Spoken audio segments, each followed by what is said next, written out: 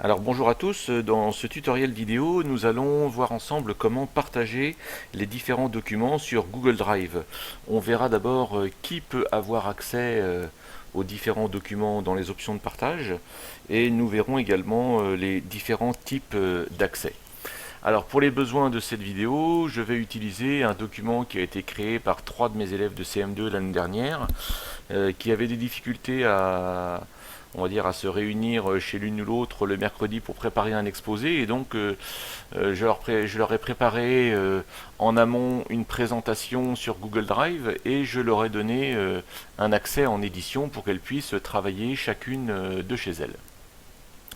Alors donc, une fois que le document est créé, là ici évidemment vous avez le document terminé par les élèves, mais lorsque le document en est à sa phase d'ébauche, eh bien vous pouvez le partager entre plusieurs personnes en cliquant ici sur le bouton partager. Alors, lorsque nous arrivons sur cet écran, nous avons un certain nombre d'informations.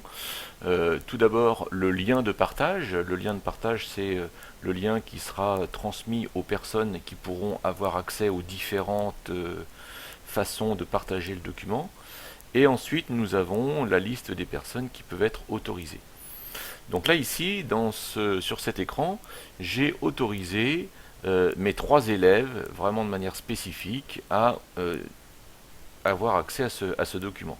Donc il y a ici les trois adresses mail de mes trois élèves.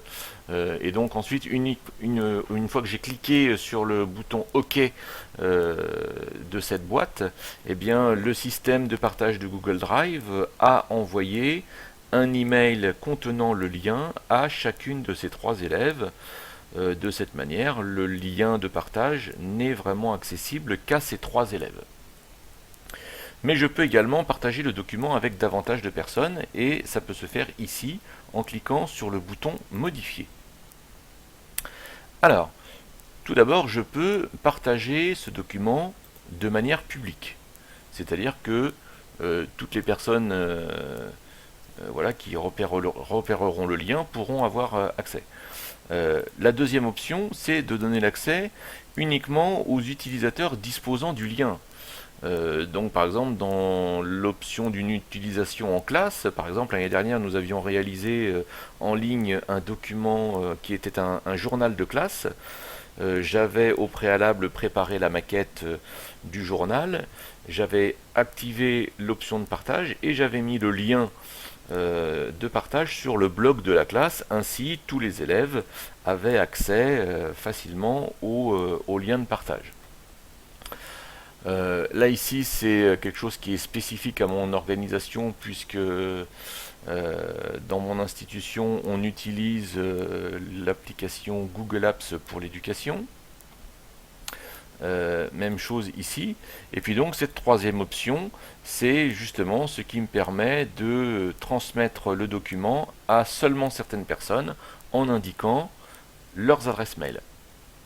J'enregistre ensuite pour valider les options. Alors nous allons voir maintenant une autre configuration.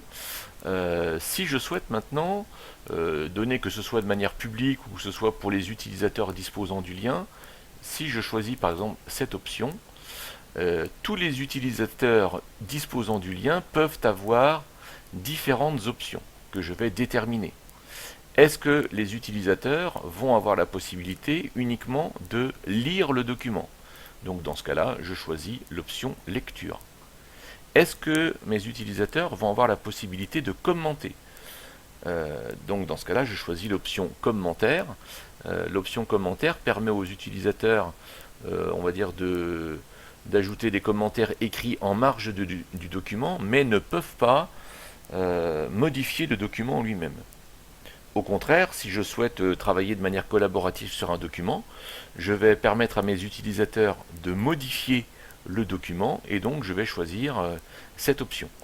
Donc vous voyez que si on combine ces trois, on va dire ces trois possibilités de partage avec les différents publics qui sont destinataires du lien, eh bien on peut avoir toute toute une quantité d'options disponibles, depuis la lecture publique sans possibilité de modification, jusqu'à une modification par toutes les personnes disposant du lien.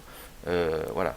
Donc très intéressant pour envisager un travail collaboratif sur un même document, que ce soit un journal de classe élaboré avec les élèves, ou que ce soit par exemple le compte-rendu d'une concertation élaborée en équipe d'enseignants. Voilà, mais écoutez, je vous laisse pour aujourd'hui. N'hésitez pas à faire part de vos remarques sur le forum du module 2, et je vous dis à très bientôt.